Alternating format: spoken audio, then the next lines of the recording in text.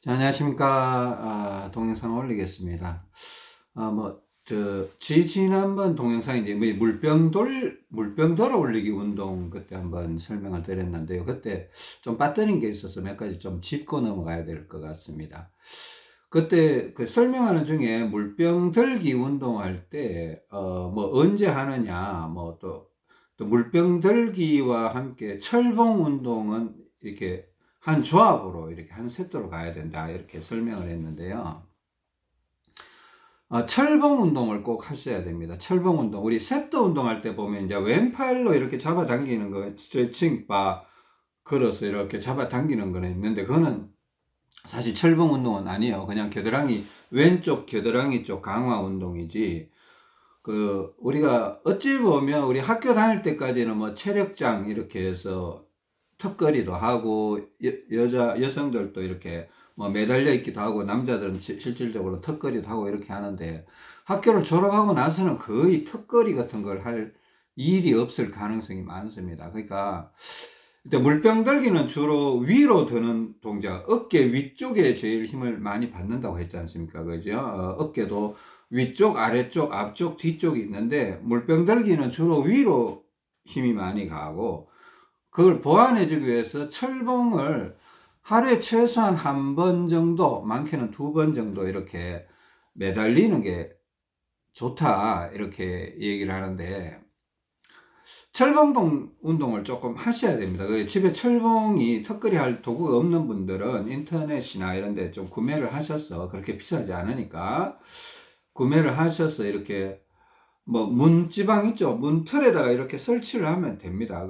일단은 그 설명서 잘 읽어보시고 설치를 하고, 턱걸이를 조금 하루에, 턱걸이는 아니더라도 여성들 같은 경우는 매달려 있는 정도의 힘을 좀 주시는 게 좋습니다. 그죠? 하루에 한 번이라도 하세요. 그냥 시간적으로는 매달려 있다라면 최소한 이렇게 짧게 해서라도 이렇게 어떻게 하냐, 1분 정도는 조금 매달려 보셔야 되지 않나. 1분까지 아니더라도 한 40초 정도, 그죠? 적게는 한 30초 정도라도 좀 매달려 있었으면 좋겠습니다. 남성들 같은 경우는 턱걸이를 할 수 있으면 한 3개 혹은 3개에서 한 6개 정도, 한꺼번에 6개 다 하려고 하지 마시고 2개씩 3번 나눠서 하시던가, 이렇게 한 5개만 해도 괜찮습니다. 4개만 해도 괜찮은데, 근데 물병을 이렇게 한 번씩 들어 올리면 1.5kg잖아요. 우리 턱걸이를 이렇게 한 번 하면, 남자 체중이 60kg라면 60kg만큼 힘을 받는 겁니다. 그러니까 물병을 거의 많이 하는 거죠. 한 30회 정도 들어 올리는 거하고 거의 40회 정도 들어 올리는 거하고 거의 비슷할 정도인데, 그러니까 턱걸이를 너무 많이 할 필요는 없습니다. 여성들 매달리기를 너무 많이 할 필요도 없고요. 그렇습니다. 근데 원래는 이제 턱걸이를 할 때, 이게 매달리기 전에 왼팔, 이쪽이 지금, 이게 셀카 모드로 동영상을 찍고 있기 때문에 반대일 겁니다. 이 손이 왼팔입니다. 왼팔로 이렇게 좀 무릎을 굽히면서 이렇게 쭉쭉 이렇게 좀 몇 번 당겨주고, 왼팔로 이렇게, 왼쪽 겨드랑이 쪽이, 오른손잡이 같은 경우는 왼쪽 겨드랑이가 약하다고 했지 않습니까? 그죠? 왼팔로 이렇게 좀 한 7, 8번 이렇게 당겨주고 나서 철봉을 하고, 그죠? 저는 꼭 그렇게 하거든요. 그 왼쪽이 약하다고 제가 인지가 되기 때문에. 또 여성들도 마찬가지로 왼팔로 이렇게 조금 무릎을 굽히면서 엉덩이를 뒤로 빼면서 이렇게 하면 이 겨드랑이 쪽으로 확 당겨요.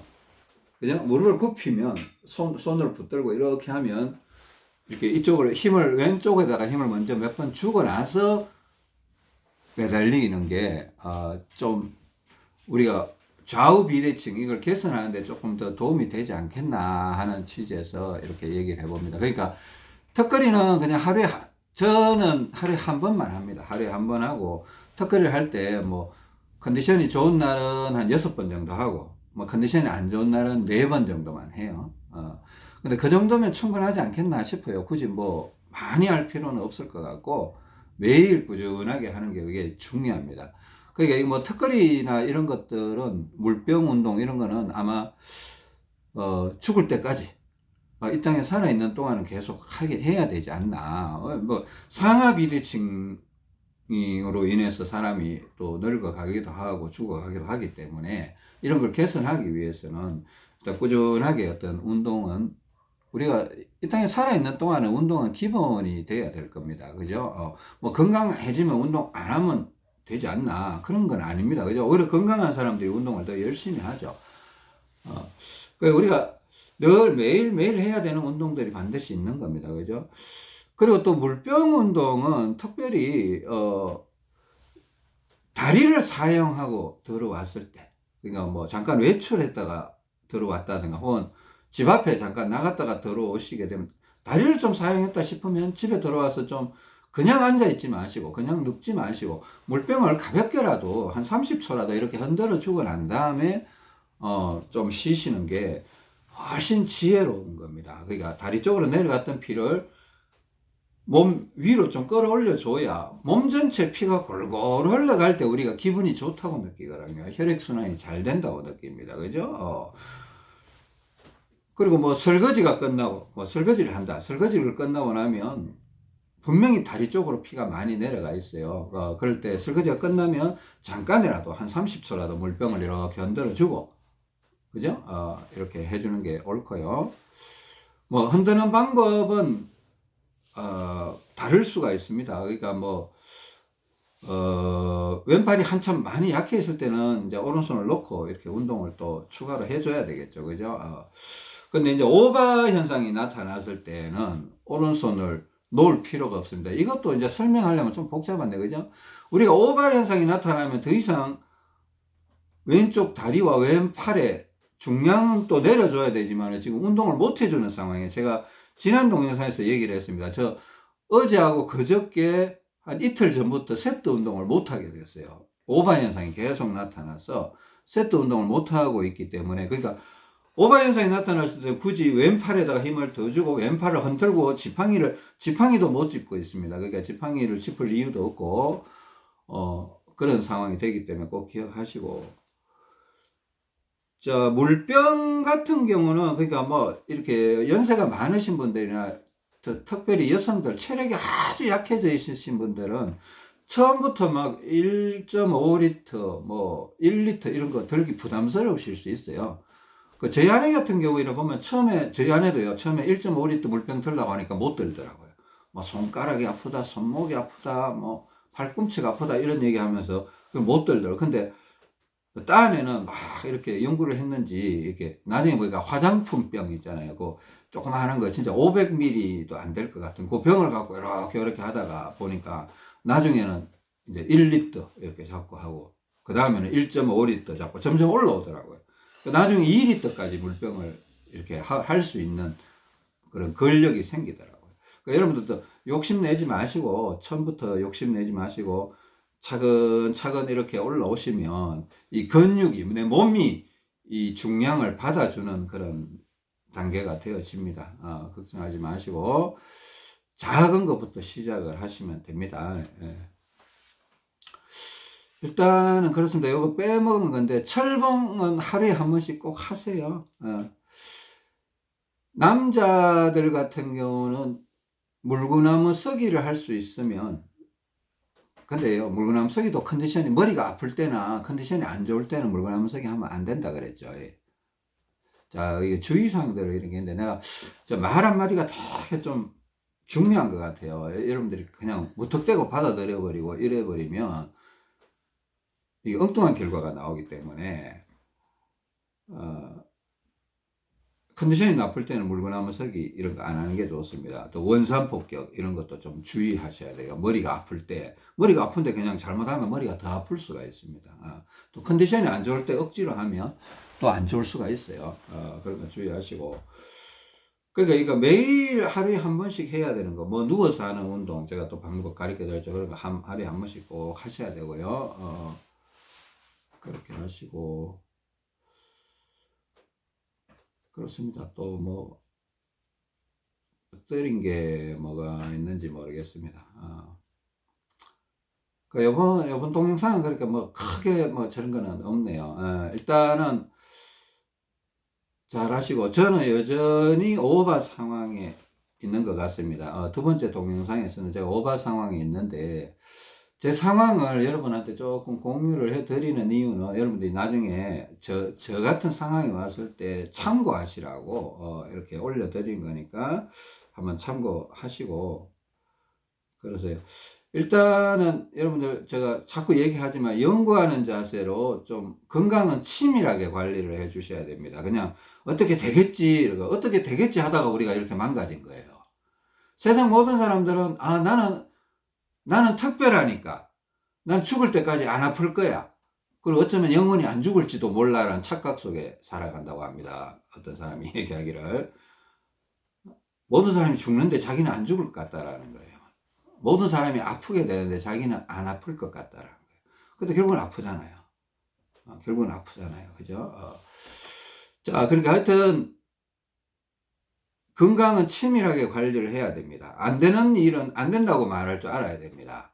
여러분 몸이 안 좋은데 결혼식에 가면 돼요? 안 돼요? 안 돼요. 근데 그분들이 여러분의 건강을 책임져 주지 못해요. 축의금은 보낼 수 있습니다. 그죠? 나중에 감사 전화도 할 수 있고, 또 컨디션이 좋을 때 그 집을 한번 방문할 수도 있습니다. 근데 컨디션이 안 좋을 때 가면 안 되고요. 또 컨디션이 설사 좋다고 하더라도 가면 안 되는 상황이 있을 수 있습니다. 왜? 가면 무조건 나빠질 거기 때문에. 그러니까 또 내가 몸이 아주 안 좋은데 뭐 친구를 쉽게 만나면 안 돼요. 괜히 친구 만나서 이래 마음 나와버리고요. 막 밥 맛있는 거 먹고 막 이래버리면요. 컨디션 확 나빠져 버려요. 그 몸이 좀 회복될 때까지는 모든 대외 활동을 좀 자제를 하셔야 돼요. 저 진짜 그랬었거든요. 물론 여러분 벌써 이렇게 뭐 몸이 아주 오랫동안 아팠던 분들은 뭐 대인기피증 이런 게 있을 수 있습니다. 저도 대인기피증이 있었습니다. 약간 우울증 증세도 있을 수 있습니다. 저도 약간은 있었습니다. 근데 일단 몸이 내가 조금 회복될 때까지는 내 자신을 위해서 시간을 좀 투자를 해 주시고, 모든 환경을 나 위주로 이렇게 좀 정리정돈을 해 주시고, 하루 24시간을 보낼 때 내 몸을 중심으로, 내 건강을 중심으로 스케줄을 잡고 운동 방향성을 잡고, 또 바깥에서 하루에 한 번쯤은 나갔다 오시는 게 좋습니다. 나가서 운동을 좀 하시고, 내가 바깥에서의 활동 능력과 집에서 활동 능력도 자꾸 체크, 점검해 보시고, 그죠? 저 하루에 한 번쯤은 비가 오나 눈이 오나 무조건 나갑니다. 거의 나갑니다. 1년에 한 360일은 60일은 나가는 것 같아요. 한 5일은 안 나가는 수도 있는데, 일단은 너무 제가 약해질까봐 그런 것도 있고, 또 나가서 해야 될 일도 있고 해서, 또 집에 있으면 운동이 집중이 잘 안 되더라고요. 사람이 이렇게 좀 찌그러들어요. 마음도 좁아지고. 한 번씩 좀 나가서, 바깥에 야생에 나가서 좀 부닥치다가 오세요. 하면 용기를 내고, 나도 언젠가 다시 나와야지. 뭐 이런 식으로 용기를 내시고 그렇게 하시는 게 좋습니다. 그렇습니다. 이걸로 이번 동영상을 마치고, 두 번째 동영상에서는 제 상황에 대해서 또 여러분들 중량 조절하는 것에 대해서, 중량 조절하는 거 되게 중요한 것 같습니다. 우리가 오버 상황, 언더 상황, 계속 이 동영상이 계속 반복되고 있는데 어쩔 수 없는 것 같습니다. 지금 중량을 올렸다가 내려가고 있는 과정인데, 잘 해야죠. 그죠? 다음 동영상에서 뵙겠습니다. 감사합니다.